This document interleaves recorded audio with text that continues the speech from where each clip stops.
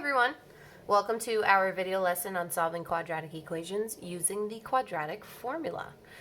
Go ahead and grab your notebook and something to write with. You're going to take notes along with this video so that you can reference them tomorrow in class.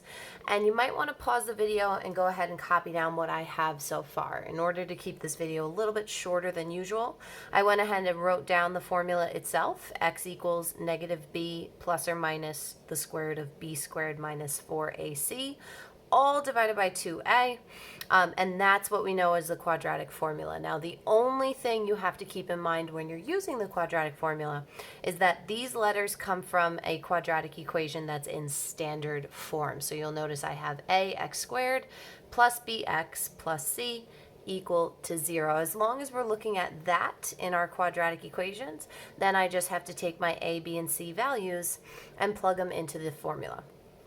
So the great thing about this method is that you can use it for any quadratic equation that you're faced with. Anything that has an x squared in it can be solved using this quadratic formula. So I saved the best for last, and you might not always use this, but the great thing is this formula will be given to you on your reference table, so you'll never have to memorize it.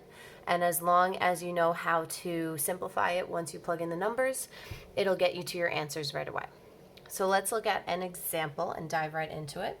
Okay, we'll do example. All right, the first one's going to be x squared plus 3x equal to 4. Okay, so the only thing to remember when we're working with the quadratic formula is to put our equation into standard form first before we dive into actually using it. So I'm going to go ahead and subtract the 4 to the other side so that it's all equal to 0. Okay, and you'll notice my a value, which is in front of x squared, is a 1. My b value, which is in front of x, is equal to 3. And my c value, which is the constant, is equal to a negative 4. So it's very important to also carry the signs along with the number for each a, b, and c. Now, this quadratic can actually be factored. If you think about it, it's a simple trinomial. Starts with a 1, so my factors are just the numbers that multiply to negative 4 and add to positive 3. And I did that on purpose because I want to show you guys how this quadratic formula can be used, but know that you're never going to be forced to use this formula. So if you're good at factoring and that's easy for you and you want to use it, go for it. All right, but we're going to use our quadratic formula, so I'm going to rewrite this piece. I'm going to come up here, x equals, and every time I see an a, I'm going to put a 1, every time I see a b, I'm going to put a 3, and every time I see a c, I'm going to put a negative 4. So my formula says negative b, and notice how I put parentheses around the numbers that I'm plugging into my formula. That helps us not to confuse signs and operations, and it's going to clarify a couple of things moving forward. Okay, plus or minus the square root of b, 3 again, squared, minus 4 times a, which is a 1, times c, which is a negative 4. Okay, now that whole thing, whoa, moved, is going to be divided by 2 times a, which is a 1. Okay, so I took out all the letters here, plugged them in with the numbers that they represent for this specific question. All right, so this looks like a crazy mess, and if I asked you to do this in your head, you'd have to be very careful to follow the order of operations and do everything in the right way to get the right answer. But we're also not going to go to the other extreme and just plug it all into our calculator. 2 reasons. Number one, this symbol doesn't exist on our calculator. We'd have to choose either the plus sign or the minus sign, so we'd have to type it in twice. And also, if we don't plug it in the right way with a full fraction and the radical reaching over the entire thing, we might get the wrong answer. Later down the road, I'm going to show you an example where the answers are irrational. So if I was to plug it into my calculator, it's going to give me that long, crazy decimal. And when a question asks me to put it in simplest radical form, my calculator is not going to help with that.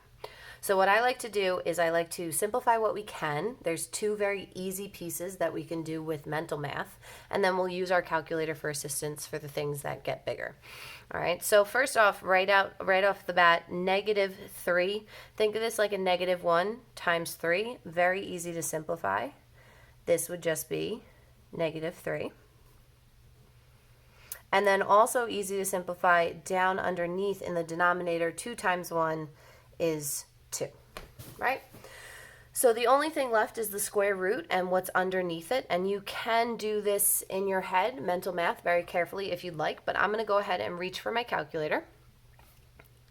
Mine's an old calculator, so it doesn't look exactly like yours, but the buttons are the same. And what I'm going to do is I'm going to take this expression that's underneath the square root symbol. I'm not going to type in the square root symbol, but I'm going to write this exactly the way that I have it written on my page with the parentheses. This is a minus 4, parentheses 1, parentheses negative 4. Remember, there's 2 different buttons, and I don't have the negative button in the screen, but I use negative 4 and I use the minus 4 before that. So there's a difference. Make sure you type what you mean. And then if I hit enter, it tells me that this entire expression underneath the radical is going to reduce to a 25. All right, so that's where our calculator is going to help us, but that's pretty much all I'm going to use it for. Okay, from here, we simplify what we can. In this case, the square root of 25, I'm always going to look at the radical next. X is going to be equal to negative 3 plus or minus the square root of 25, which I can answer with a 5 over 2. Okay, now remember, we just answered the radical question, so there's no more radicals standing in my way of fully simplifying this. What this says here is negative 3 plus 5 divided by 2, or negative 3 minus 5 divided by 2. And all I have to do is simplify both of those to get my integer answers. Negative 3 plus 5 is positive 2, so this would be positive 2 divided by 2, which is positive 1. Negative 3 minus 5 is negative 8, so this would be negative 8 divided by 2, so that would be negative 4. Okay, so my original quadratic equation over here has answers of x equals 1 or x equals negative 4, and that would be my final answer. All right, let's look at another example. Number 2 is going to be 3x squared minus x minus 3 equal to 0. Okay, now the quadratic formula does not care what your a, b, and c values are as long as it's in standard form, which it already is. We can go ahead and start labeling. A is going to be equal to 3, b is going to be equal to the negative 1, and c is going to be equal to negative 3. So I'm going to use my formula, and I can see it all the way up at the top. I don't know if I'll be able to get both in the screen, but I'm going to use my formula. I'm going to replace every letter with the number that it represents in this quadratic. So I've got negative b squared minus 4ac all divided by 2a. So again, there's 2 pieces that are easy to simplify. In the front, negative 1 is just going to become a positive 1 plus or minus square root, and we'll do that on our calculator. 2 times 3 in the bottom is going to become a 6. So I'm going to reach for my calculator. I'm going to go ahead and type this in exactly the way that it's written. Negative 1 squared minus 4 times 3 times negative 3. And that's going to give me 37. Okay, and from here I would look at the radical. Is it a perfect square or can it be reduced? And unfortunately the number 37 is prime, and so it doesn't have any perfect square factors, and therefore I'm stuck. Okay, I can't reduce anything else, so those would be my 2 possible x values.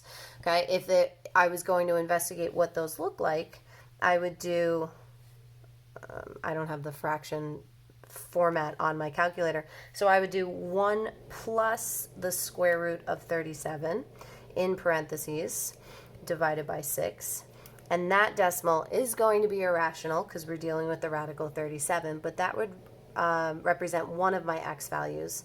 Then I would have to go back in and I would do 1 minus the square root of 37 in parentheses divided by 6, and this would be my other x value if I needed to use them, which I probably won't.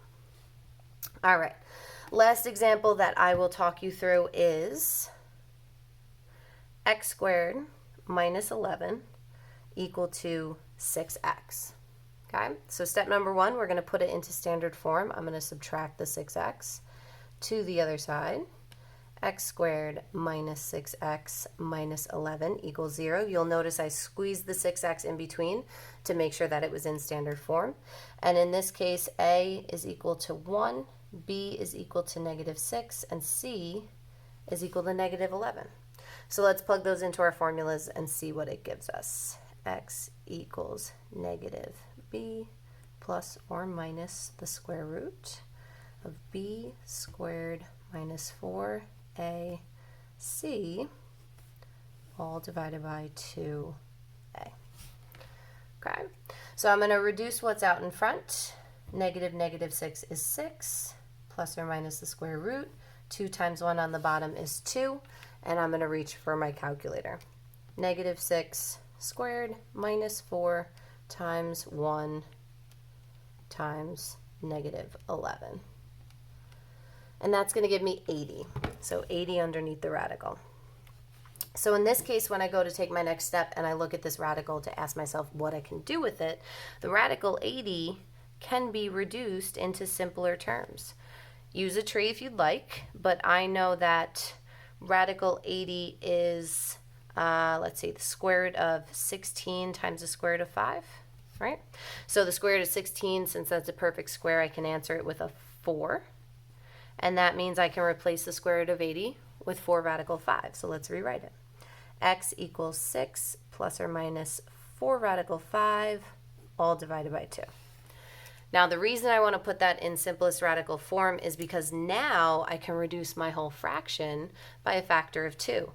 The 6 in this term, the coefficient 4 in front of the radical 5, and the constant on the bottom, the denominator 2, are all reducible by a factor of 2.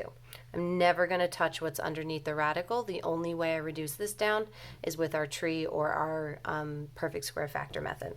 So my final answer for this one would be x equals 3 plus or minus 2 radical 5 all over 1, which dividing by 1 doesn't really do anything for me.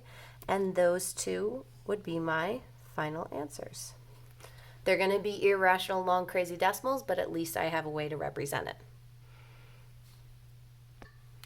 All right, so I wrote down 2 examples that I think you guys can do on your own, and I highly suggest pausing the video and trying it out on your own using the notes that you have maybe right above it or in the page before it.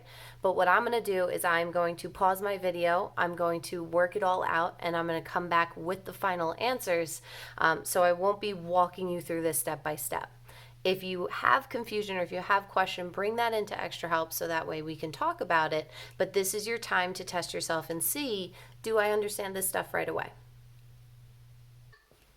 And we're back.